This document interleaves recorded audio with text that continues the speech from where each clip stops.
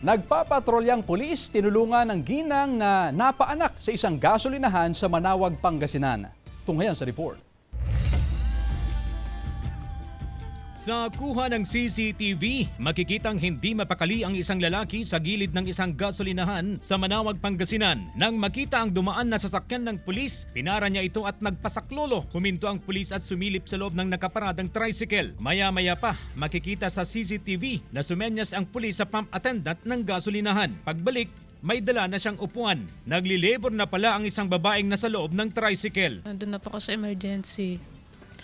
Inai po ako, 2 cm pa lang daw po. Tapos, pinauwi po ako nung midwife po. Siguro natagdag po siguro ako, tapos sobrang sakit na po ng ano ko. Balakang ko napapaano po sa tiyan. Bumaba po ako ng tricycle, doon na po nagtuloy-tuloy yung hilab ng tiyan ko.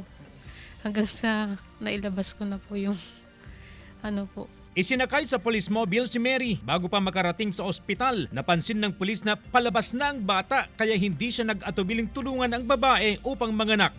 Nagsilang ng babaeng sanggol si Mary. Nung malaman ko na manganak na siya at lalabas na yung ulo ng bata, pinahiga ko po siya.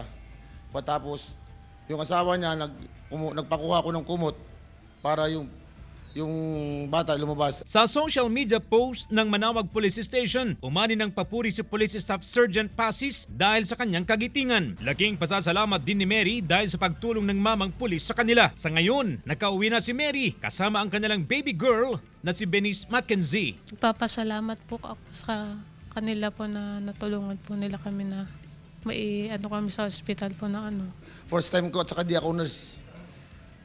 Ginawa ko po yung tama para may test ko yung magulang at saka yung bata. Kasama si Henry Duminsil, CJ Torida, One North Central Luzon.